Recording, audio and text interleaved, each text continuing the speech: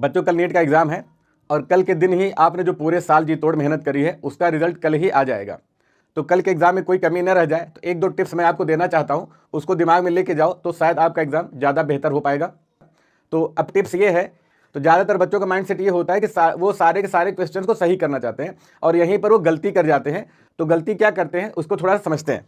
तो एक्चुअल में है क्या कि सबसे पहले तो हम लोगों को एक सीट सिक्योर करनी होती है गवर्नमेंट कॉलेज में। यानी कि हम लोगों को पहले ये काम करना चाहिए कि हमारे इतने मार्क्स आ जाएं कि जो कट ऑफ के अंदर हो।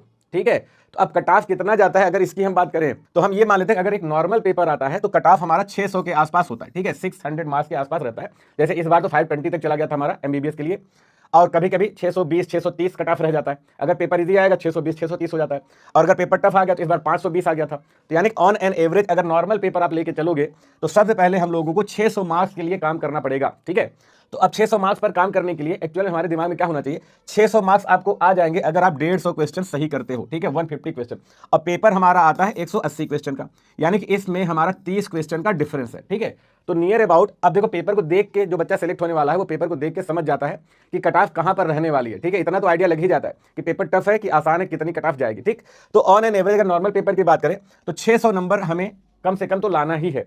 अब अगर 600 नंबर लाना है तो उसके लिए 150 क्वेश्चन हमें सही करना पड़ेगा। अब यहां पर देखो इशू क्या, इशू ये है कि 150 क्वेश्चन अगर आपको सही करना है तो आप 30 क्वेश्चंस को छोड़ सकते हो। ठीक है ना, अब यहीं पर आपको बात को समझना है कि हम ये माइंडसेट लेके जो जाते हैं ना कि सारे क्वेश्चन 180 में 180 करना है, तो यहां पर बहुत बड़ी प्रॉब्लम है। प्रॉब्लम क्या है कि जब आप 180 क्वेश्चन पूरे पर फोकस करके जाओगे तो सबसे बड़ी प्रॉब्लम ये खड़ी हो जाती है कि जब आप क्वेश्चन पेपर सॉल्व करने जाते हो तो आप जब क्वेश्चन करने लगते हो तो पहला क्वेश्चन, दूसरा क्वेश्चन, तीसरा, अब जब आप क्वेश्चन करने लगे तो होता क्या है कि हमारा जैसे मान लो कोई क्वेश्चन नहीं आया है ना, ये टफ लग रहा है, तो बस वहां पर हमारा बीपी बढ़ जाता है और हम पैनिक हो जाते हैं। ठीक है, एक नहीं आया मान लो, फिर अगले 2-3 क्वेश्चन बाद फिर एक नहीं आया, तो ऐसे 3-4 क्वेश्चन अगर हमारे छूटने लगे तो हम क्या करते हैं, पूरे एग्जाम को ही खराब कर डालते हैं, क्योंकि हमारे दिमाग में तो ये चल रहा है ना कि हमको सारे के सारे सही करने हैं। ठीक, और 3-4 क्वेश्चन टफ देख के हम क्या करते हैं, पैनिक में चले जाते हैं और हमारा जो टाइम मिलता है 3 घंटे का वो बर्बाद हो जाता है। ठीक भाई, अगर आप टेंशन में आ गए, प्रेशर ले लिए, भाई एग्जाम का है, प्रेशर तो ऑलरेडी इतना ज्यादा है और आपका जो माइंड सेट है कि हमें सारे क्वेश्चन करने हैं, तो बहुत ज्यादा प्रेशर में आ जाओगे और जो इजी क्वेश्चन है वो भी गलत कर जाओगे। ठीक,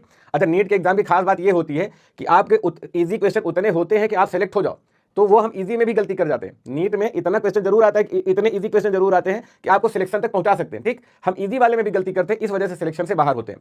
ठीक है, तो अब देखो यहां पर 30 क्वेश्चन अगर आप छोड़ भी देते हो तब भी सिलेक्ट हो जाओगे। अब 30 में अगर हम बात करें कि मान लो 10 क्वेश्चन हमने फिजिक्स में छोड़ दिया, 10 केमिस्ट्री में छोड़ दिया और 10 बायो में छोड़ दिया। ठीक, तो अब 10 अगर आपने फिजिक्स में छोड़ दिया, भाई 35 क्वेश्चन करने हैं ना, केमिस्ट्री में आपने 10 छोड़ दिया, इसमें भी 35 क्वेश्चन करने हैं। तो अब भाई देखो नीट का जो पेपर होता है ये 30